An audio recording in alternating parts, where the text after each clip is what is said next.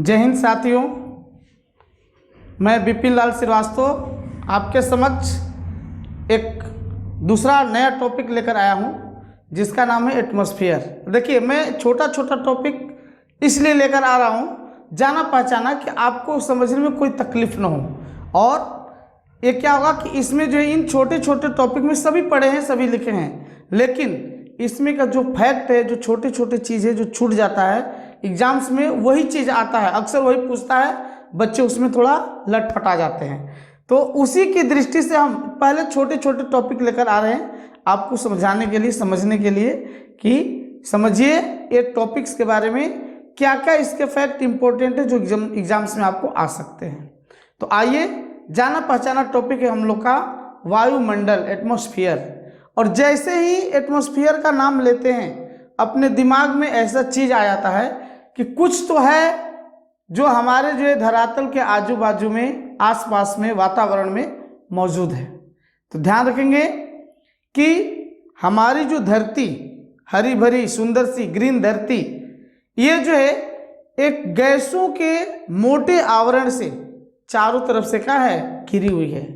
और उसी आवरण को ही हम लोग बोलते हैं क्या चीज़, वायुमंडल या एटमॉस्फेयर। लेकिन डिफिनीशन तो एकदम इजी है, सस्ता है, लेकिन इसको अगर स्टडी करेंगे, हम लोग पढ़ेंगे बढ़िया से, तो देखेंगे कि इसमें बहुत सारे फैक्ट हम लोग को जाननी है। तो आइए डिफिनीशन से इसका हम शुरू करते हैं, जो कि सामने आपके स्क्रीन पे है। वायुमंडल का परिभाषा, ये देखिए, वायुमंडल का परिभाषा, ठीक है। अब देखते हैं, यहाँ से हम लोग शुरू करते हैं। एक एक लाइन हम पढ़ देते हैं ताकि आप भी समझें और आपको समझने में किसी तरह की तकलीफ भी ना हो।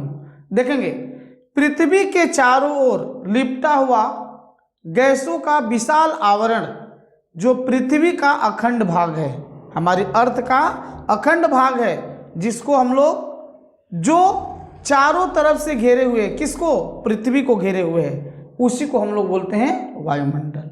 तो वायुमंडल क्या है कि गैसों का एक मोटा आवरण है, इन्वेलप है, जो हमारी अर्थ को चारों तरफ से क्या है, घेरे हुए है। अब देखेंगे, क्वेश्चन आता है कि गैस क्या है। केमिस्ट्री में भी जब पढ़ा रहे तो वहाँ भी क्वेश्चन आया था कि गैस क्या है। तो याद रखेंगे, एलिमेंट है, कंपाउंड है या मिक्सचर है, इस सेंस में हम पूछ रहे हैं। तो ध्यान रखिएगा, यहाँ जो स्टार देकर आपको हमने बताया है, ये देखिए कि अगर भौतिक दृष्टि से, फिजिकल सेंस में अगर देखें हम, तो वायुमंडल क्या था भाई, विभिन्न गैसों का एक मिश्रण है।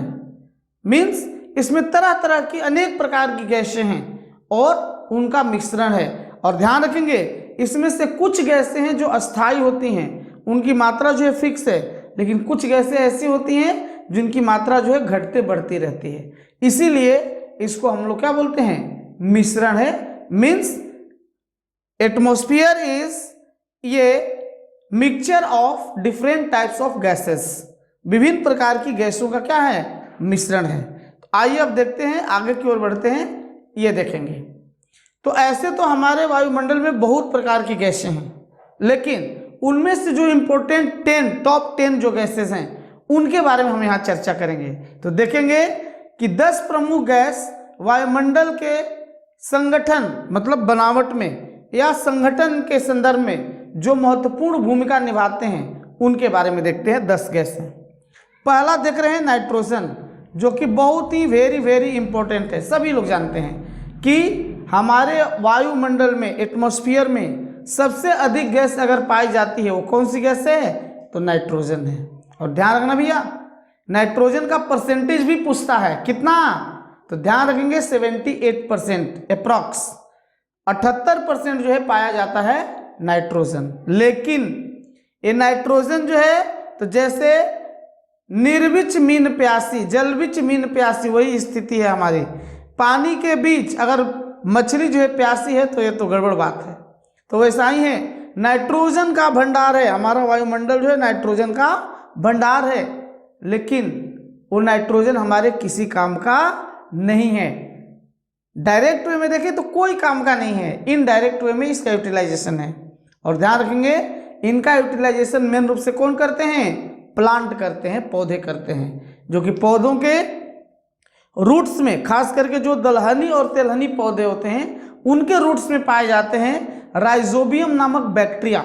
और वो बैक्टीरिया जो है इस नाइट्रोजन का फिक्सेशन करते हैं, और फिक्सेशन करके साइकिल चलता है, नाइट्रोजन साइकिल चलता है, उसमें जो है प्लांट में जो है प्रोटीन के रूप में जो है स्टोर होता है, और उसी प्रोटीन को हम लोग खाते हैं, तब वो हमारे बॉडी के लिए यूजफुल होता है। तो ध्यान रखेंगे हमारे वायुमंडल में, एटमॉस्फेयर में जो है नाइट्रोजन की मात्रा कितनी होती है, तो ध्यान रखेंगे 78%।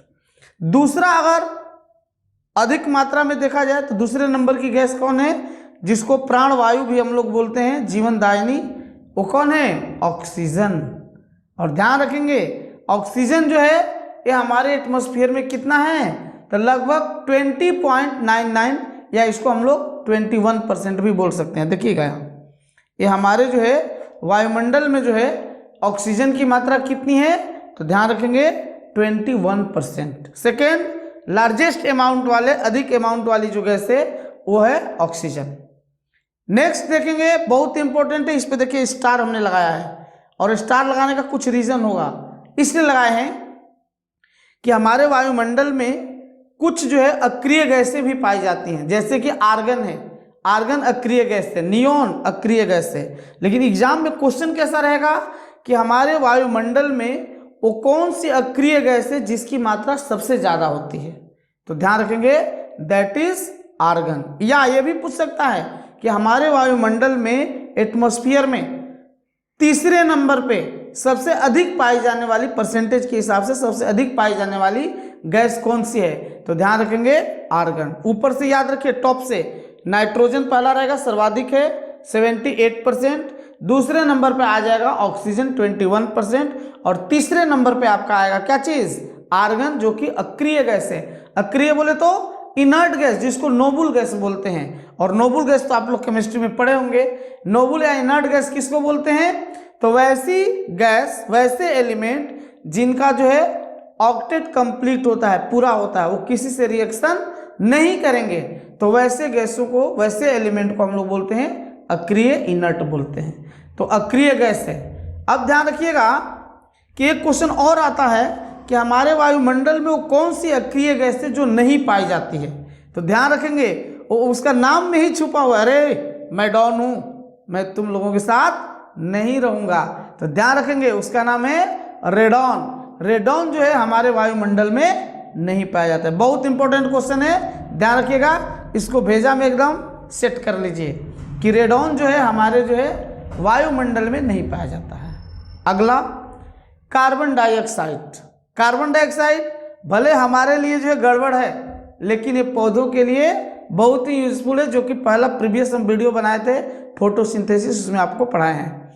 तो कार्बन डाइऑक्साइड जो है हमारे वायुमंडल में मिलता है कितना, तो ध्यान रखेंगे 0.03%। बच्चे कंफ्यूज भी होते हैं, ऑप्शन में रहता है 0.003, ऐसा दे देगा, नहीं, हमेशा याद रखिए पॉइंट के बाद 1013, बस 0.03%, ये है कार्बन डाइऑक्साइड की मात्रा, CO2, ध्यान रखेंगे ये है CO2 की मात्रा।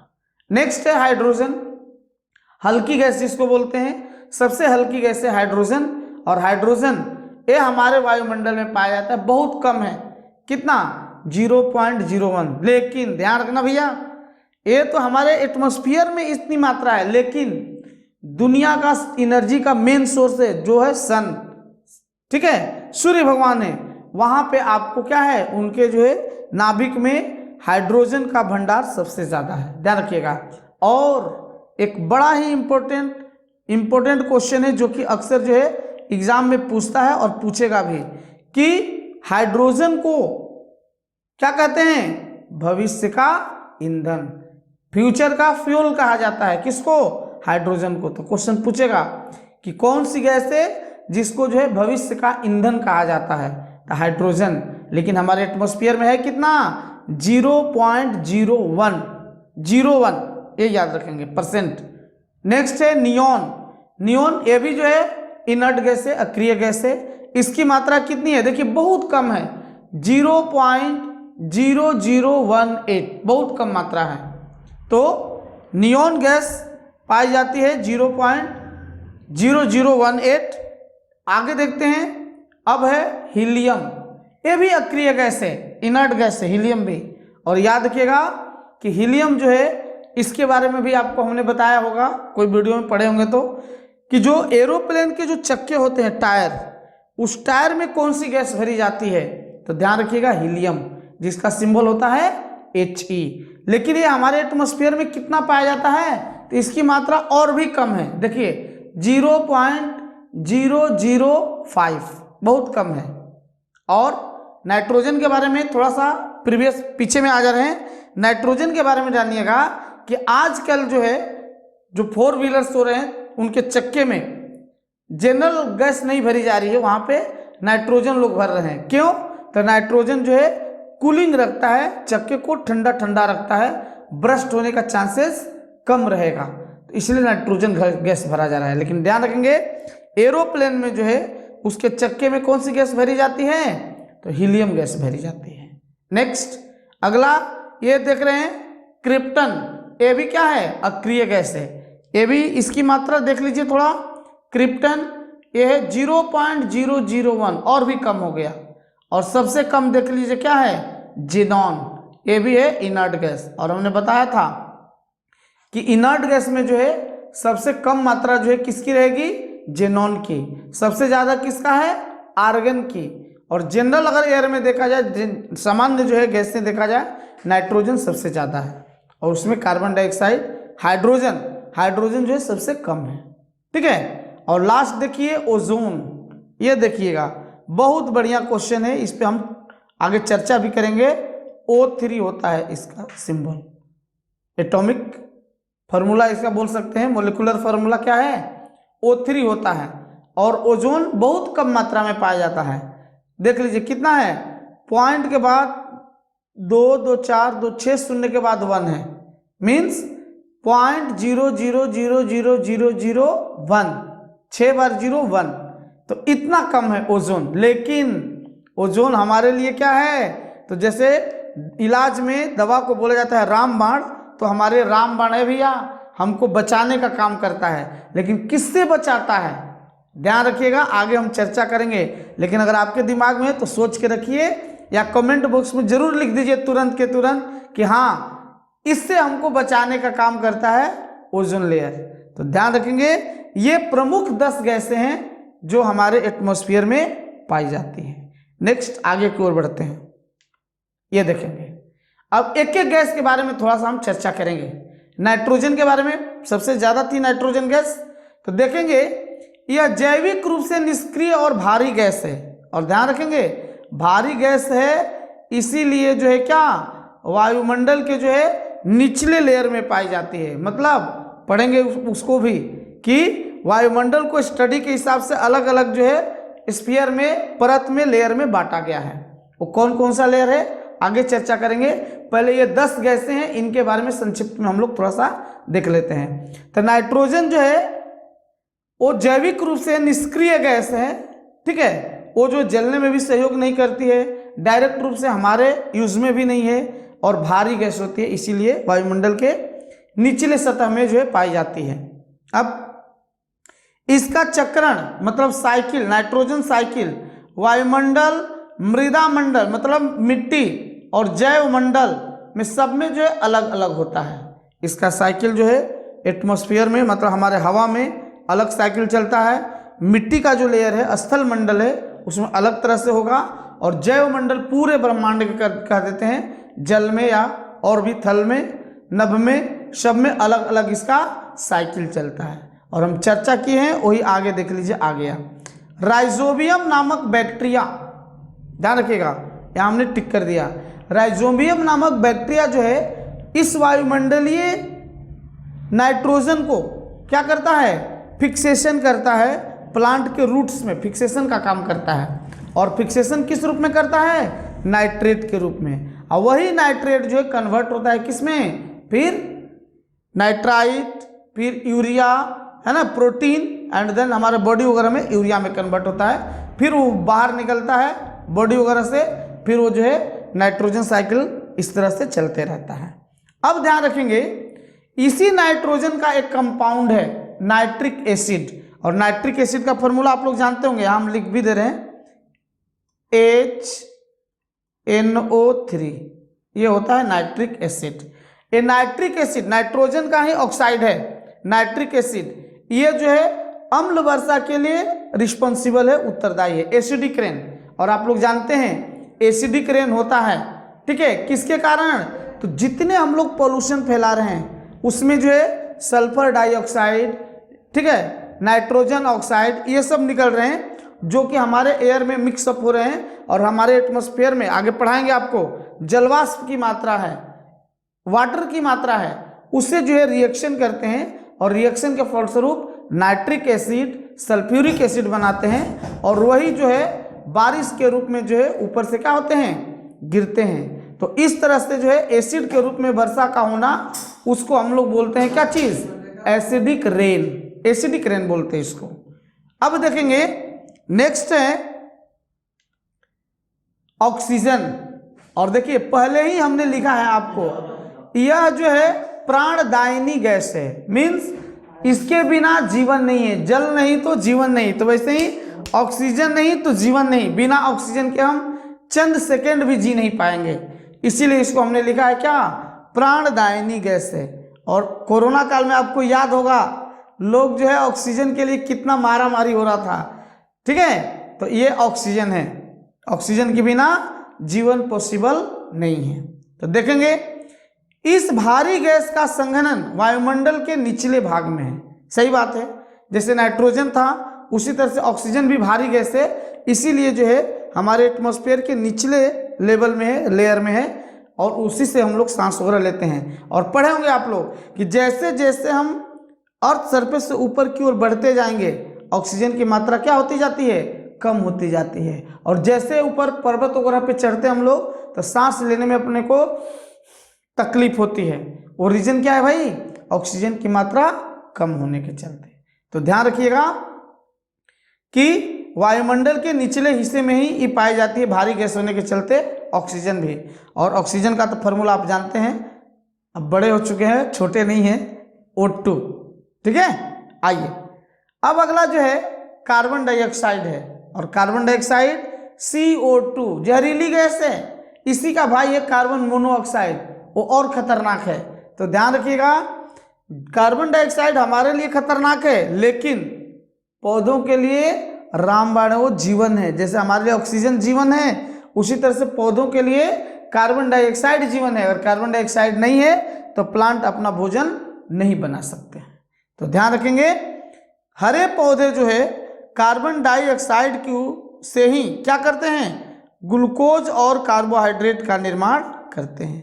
फोटोसिंथेसिस में हमने पढ़ाया है कि फोटोसिंथेसिस के दौरान कार्बन डाइऑक्साइड है उसका रिडक्शन होता है, अवकरण होता है, और उसी के फलस्वरूप बनता है क्या? कार्बोहाइड्रेट, जटिल कार्बनिक यौगिक, जिसका नाम है कार्बोहाइड्रेट या ग्लूकोज। नेक्स्ट, विविध कारणों से इस गैस की सांद्रता में वृद्धि होने के कारण ग्लोबल वार्मिंग और जलवायु परिवर्तन की समस्या उत्पन्न हो रही है। ध्यान रखिएगा आजकल हम मानव जाति, और मानव जाति का नेचर ही है लालची, हम लोग जो है लालची हैं, अपने फायदा के लिए कुछ भी कर सकते हैं, किसी हद तक जा सकते हैं। और अपने फायदा के लिए देखिए आए दिनों जो है डिफॉरेस्टेशन होते जा रहा है, पेड़ पौधे बहुत से बहुत काटे जा रहे हैं, उसके रिस्पेक्ट में प्लांटेशन का जो है रेट है बहुत क्या है? कम है, नहीं हो रहा है उतना। तो ध्यान रखेंगे अब डिफॉरेस्टेशन हो रहा है, पेड़ पौधों की अंधाधुंध कटाई हो रही है, जिसके कारण क्या हो रहा है? कार्बन डाइऑक्साइड की मात्रा हमारे एटमॉस्फेयर में बढ़ रही है। और जब एटमॉस्फेयर में कार्बन डाइऑक्साइड का मात्रा बढ़ रही है तो यही रीजन है कि हमारे अर्थ का जो है टेम्परेचर धीरे धीरे क्या हो रहा है? इंक्रीज हो रहा है, बढ़ रहा है। और ध्यान रखेंगे इसी घटना को मीन्स हमारे वायुमंडल में कार्बन डाइऑक्साइड के बढ़ने के चलते जो अर्थ सरफेस का टेम्परेचर जो है धीरे धीरे जो है राइज कर रहा है, बढ़ते जा रहा है, सालों साल बढ़ते जा रहा है। तो इसी घटना को हम लोग बोलते हैं ग्लोबल वार्मिंग। और जलवायु में जो परिवर्तन हो रहा है, क्लाइमेट में चेंजेस देखा जा रहा है, उस सब का रीजन है क्या चीज़? Carbon dioxide. तो इसीलिए मोर एंड मोर प्लांटेशन, ज़्यादा से ज़्यादा पेड़ पौधे को लगाने को बढ़ावा दिया जाना चाहिए और फॉरेस्ट को जो है कम से कम काटा जाए, नहीं काटा जाए वो उचित रहेगा। तो ध्यान रखेंगे ग्लोबल वार्मिंग और जलवायु परिवर्तन का मुख्य कारण क्या है भाई? तो कार्बन डाइऑक्साइड है। आगे बढ़ते हैं।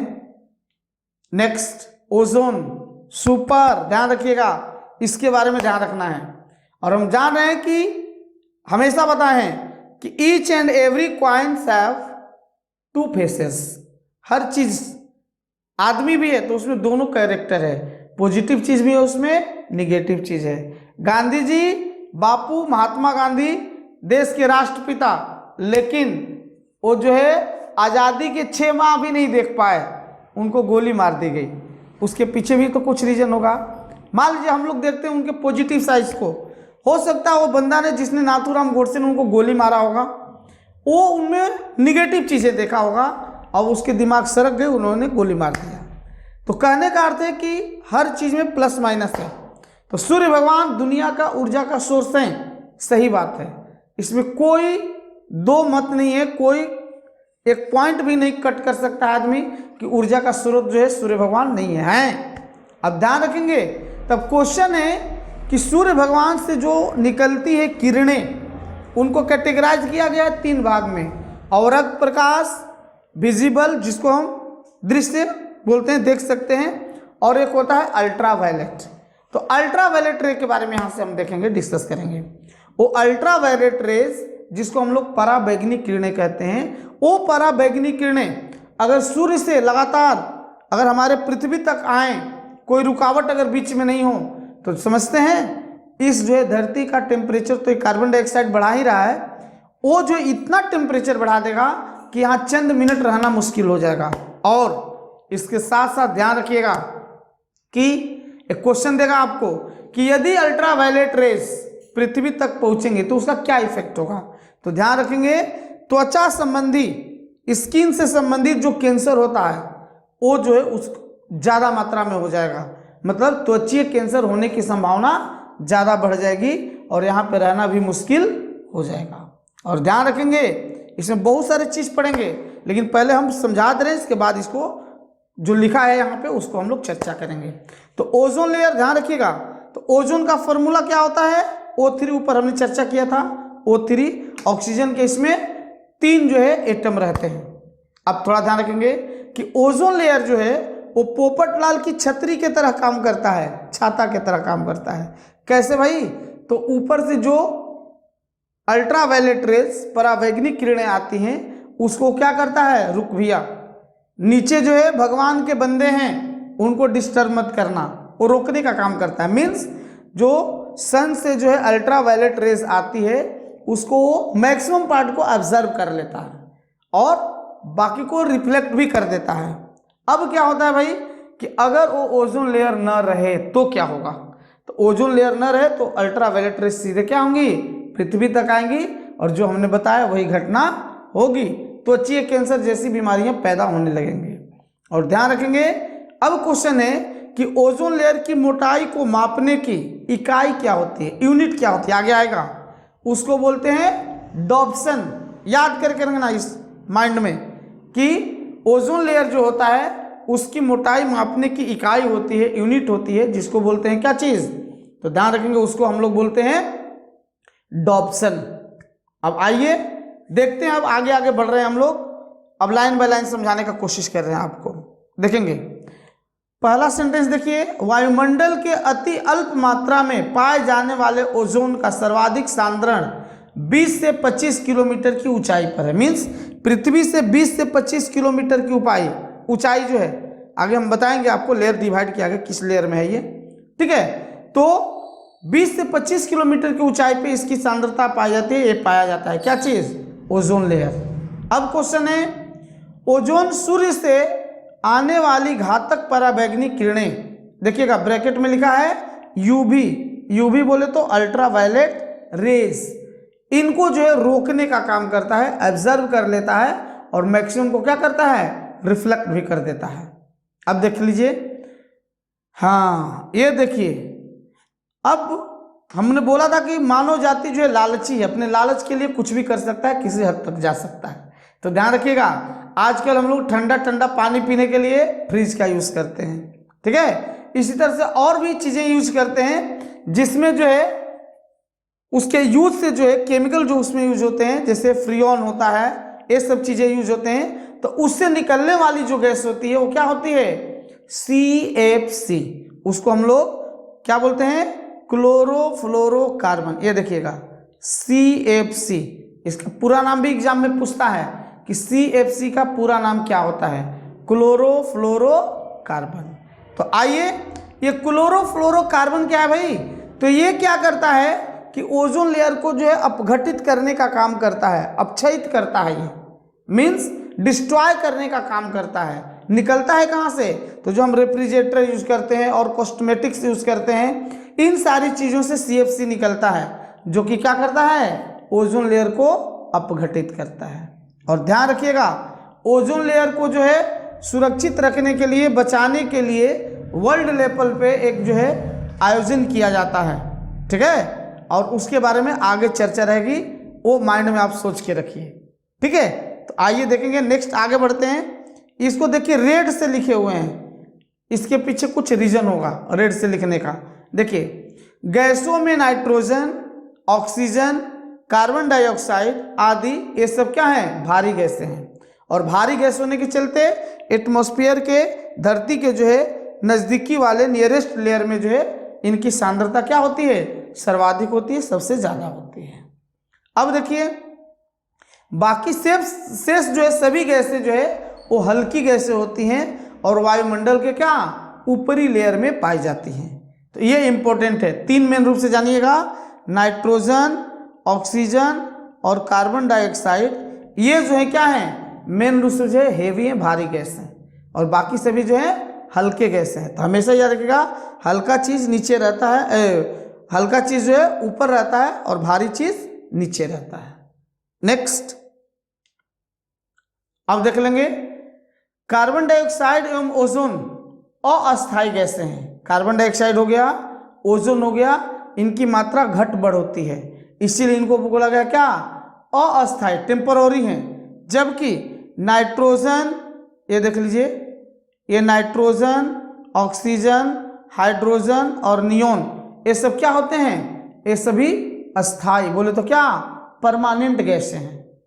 आगे चलिए, बढ़िया है, ये पॉइंट देखिएगा थोड़ा, जलवाष्प, वाटर वेपर, इसकी भी अहम भूमिका है हमारे एटमॉस्फेयर में। ये जो देख रहे हैं ना कि हमारा उगते हुए और डूबते हुए सूर्य जो है लाल दिखाई देता है, आकाश हमारा नीला दिखाई देता है, तो उसके पीछे इसका अहम भूमिका है, किसका, जलवाष्प का, बोले तो वाटर वेपर का। अब आइए देखते हैं इसमें क्या बोल रहा है भाई। क्वेश्चन पहला एराइज होगा यहाँ पे कि हमारे जो है वायुमंडल में कितना % जो है, ठीक है, जलवाष्प की मात्रा होती है। तो ध्यान रखेंगे, जलवाष्प जो है हमारे एटमॉस्फेयर में हमेशा इतना तो रहेगा ही रहेगा, कितना, 4%। लेकिन जैसे बारिश हो गई या और उमस वाले दिन आ गए तो उस समय जो है जलवाष्प की मात्रा बढ़ भी सकती है। तो 4% आपको याद रखना है, 4%, there are 4% of water vapour in our atmosphere. Next अगला लाइन देखेंगे, जलवाष्प की सर्वाधिक मात्रा भूमध्य रेखा के आसपास होती है। भूमध्य रेखा क्या है भैया, उसी को बोलते हैं इक्वेटर, 0 डिग्री अक्षांश। ये देखिएगा, ये हो गया मान लीजिए पृथ्वी हमारी, इसको बोलते हैं इक्वेटर, बीचों बीच जो पास हो रहा है, और यही होता है क्या, 0 डिग्री अक्षांश। तो याद रखेंगे, भूमध्य रेखा पे जलवाष्प की मात्रा क्या होती है, सर्वाधिक होती है, और ध्रुवों पर इसकी मात्रा क्या होती है, कम होती है। पोल पे इसकी मात्रा किसकी, जलवाष्प की मात्रा कम पाई जाती है, न्यूनतम होती है, कम होती है। नीचे अगला सेंटेंस देखेंगे, भूमि से 5 किलोमीटर की ऊंचाई पर, ठीक है, वायुमंडल में समस्त जलवाष्प का 90% भाग होता है। इसका मतलब क्या हुआ कि जितना भी एटमॉस्फेयर में पाया जाता है जलवाष्प, वाटर वेपर, उसमें से याद रखिएगा 90% जो है यहीं तक रहता है, 5 किलोमीटर के अंदर में, दायरे में ही रहता है, ठीक है। ऊपर में बहुत कम मात्रा में पाई जाती है क्या चीज, जलवाष्प। तो 5 किलोमीटर की दायरे में ऊंचाई पर जो है जलवाष्प की मात्रा सबसे ज्यादा होती है। नेक्स्ट है जलवाष्प सभी प्रकार के संघनन एवं वर्षण संबंधी मौसमी घटनाओं के लिए जिम्मेदार होता है। मीन्स जलवाष्प के चलते ही क्या होता है भाई, संघनन, कंडेंसेशन बोलते हैं। जैसे वेपर बन के उड़ता है, ऊपर जाता है, कंडेंस होता है, कंडेंस होकर जो है बादल वगैरह में कन्वर्ट होता है, और जब वो बादल जो है कूलिंग स्टेज में आते हैं तो वाटर ड्रॉप बन के ड्रॉपलेट जो है उसके क्या बारिश के रूप में बरसते हैं। तो ध्यान रखेंगे वर्षा होने में और बादल के संघनन में, बादल के बनने में जलवाष्प की अहम भूमिका होती है, अहम रोल होती है। अब थोड़ा सा और ध्यान रखेंगे धूलकण, और धूलकण भी जैसे वो बोले हमने कि वो जो है क्या करते हैं, सनलाइट को जो है, कलर्स को जो है क्या करते हैं, रिफ्लेक्ट करते हैं, और उनसे भी ज्यादा रिफ्लेक्ट करने वाले होते हैं कौन, ये डस्ट पार्टिकल होते हैं, धूलकण होते हैं। तो हमारे वायुमंडल में धूलकण भी है, तभी तो क्या चीज देखोगे कोई कोई जो है संत महात्मा या और लोग जो है वो क्या हमेशा जो है मास्क जो है लगा कर चलते हैं। क्यों, ताकि उनको धूलकण जो उनके जो है श्वसन में न जाए। ठीक है, तो ध्यान रखिएगा इन धूलकणों को जो एक दूसरे नाम से भी जानते हैं, और वो नाम क्या है, एरोसेल। याद रखिएगा, देखिए यहाँ पे एरोसेल, ये बहुत बढ़िया है, पूछ सकता है एरोसेल क्या होता है। तो ध्यान रखिए क्या बोलेंगे कि हमारे एयर में, एटमॉस्फेयर में धूलकण जो है प्रेजेंट है, वर्तमान है, और उनके ही हम लोग क्या बोलते हैं, एरोसेल बोलते हैं। और ध्यान रखेंगे विभिन्न स्रोतों से वायुमंडल में जाने वाले धूलकण आर्द्रताग्राही नाभिक का काम करते हैं। मीन्स ए ह्यूमिडिटी को जो है क्या करते हैं, ऑब्जर्व करने का काम करते हैं। कौन, धूलकण। डस्ट पार्टिकल जो है विभिन्न स्रोत से जो जाते हैं हमारे वायुमंडल में, वो क्या करते हैं, वो जो है जलवाष्प को जो है, आर्द्रता को जो है, ह्यूमिडिटी को क्या करते हैं, ऑब्जर्व करने का काम करते हैं। और नेक्स्ट देखेंगे कि धूलकण जो है सौर विकिरण के परावर्तन और प्रकीर्णन द्वारा ऊष्मा अवशोषित करते हैं। ध्यान रखिएगा धूलकण जो है हीट को जो है, ठीक है, कैसे ऑब्जर्व करते हैं भाई, विकिरण को कैसे ऑब्जर्व करते हैं, तो ध्यान रखेंगे ऊष्मा को, यहाँ देखिए ऊष्मा को अवशोषित करते हैं। ध्यान रखना भैया, हीट को ऑब्जर्व करते हैं, तो कैसे, तो विकिरण मीडियम, विकिरण बोले तो इंग्लिश में उसको बोलते हैं रेडिएशन। और आपको पता है कि पृथ्वी जो है गर्म होती है, किस माध्यम से, रेडिएशन से गर्म होती है। ठीक है, तो रेडिएशन से पृथ्वी जो है क्या होती है, गर्म होती है, क्वेश्चन आता है। और प्रकीर्णन शब्द आप लोग जानते होंगे, प्रकीर्णन, ये देखिए विकिरण के परावर्तन, ये तो समझ गए, reflection of radiation, and second है प्रकीर्णन, जिसको बोलते हैं स्कैटरिंग। स्कैटरिंग के कारण और विकिरण के परावर्तन के कारण जो है ऊष्मा क्या होते हैं, अवशोषित होते हैं। किसके द्वारा, डस्ट पार्टिकल द्वारा, वो ऑब्जर्व करते हैं। अब आइए देखिए वर्णात्मक, वर्णात्मक मतलब कलरफुल, कलर जो है, तो हम लोग जानते हैं कि there are 7 colours, means sunlight is mixture of क्या चीज, 7 डिफरेंट कलर्स। और उनको हम लोग शॉर्टकट में फिजिक्स में पढ़ाएंगे, विबग्योर बोलते हैं। ठीक है, तो याद रखेंगे वही बोल रहा है कि वर्णात्मक प्रकीर्णन के कारण आकाश का रंग नीला होता है। एक क्वेश्चन हो गया आपको कि आकाश का रंग नीला क्यों होता है, तो याद रखेंगे due to scattering of light, प्रकाश के प्रकीर्णन के कारण। और याद रखेंगे धूल कणों द्वारा प्रकाश के नीले वर्ण का, नीले कलर का, ब्लू कलर का रिफ्लेक्शन होता है, और उसी के कारण आकाश का रंग कैसा दिखाई देता है, नीला दिखाई देता है। और सुबह शाम के समय, सूर्योदय सूर्यास्त के समय सूर्य जो है लाल दिखाई देता है, उसके भी पीछे रीजन यही है, स्कैटरिंग ऑफ लाइट। लेकिन आपको बताया गया है क्या चीज, कि उसमें जो है रेड जो कलर होता है लाइट, उसका जो है क्या होता है, वेवलेंथ जो होता है उस सबसे क्या होता है, ज्यादा होता है। और due to long wavelength red light क्या होता है, हमारे आंखों तक जो है तिरछी जो है जल्दी से पहुंचने का काम करता है। ये भी एक रीजन है, इसीलिए जो है उगते और सूर्य डूबते समय सूर्य कैसे दिखाई देते हैं? लाल। आकाश जो है लाल दिखाई देता है। तो ये जो है धूल कण की भी अहम भूमिका है, ध्यान रखेंगे। अगर धूल कण नहीं रहेंगे तो स्कैटरिंग नहीं होगा और आकाश का कलर हम बराबर देख नहीं पाएंगे। आगे देखते हैं। नेक्स्ट है उषा काल। उषा काल मतलब क्या होता है भैया? सुबह के समय। गोधूली, गोधूली बोले तो शाम, जब सूर्यास्त होने का समय है उसको गोधूली बेला बोलते हैं। कि तीव्रता एवं उसकी अवधि निर्धारण में धूल कणों की प्रमुख भूमिका होती है। बहुत बढ़िया क्वेश्चन है ये। जो है अच्छे एग्जाम जो है अच्छे पोस्ट के लिए जो देते हैं, ग्रेजुएट लेवल का हो गया, यूपीएससी, एमपीएससी, उसमें इस तरह के क्वेश्चन आते हैं। 4 ऑप्शन है, उसमें सिलेक्ट करना है कौन सा कारण हो सकता है। तो उषा काल मतलब प्रातः काल, गोधूली बेला मतलब शाम काल की बेला। उन दोनों समय में जो है ये क्या चीज भाई? सुबह और शाम की अवधि को जो है बताने में, जो है निर्धारण करने में जो है धूल कणों की भूमिका क्या होती है? इंपॉर्टेंट होती है। तो ध्यान रखेंगे।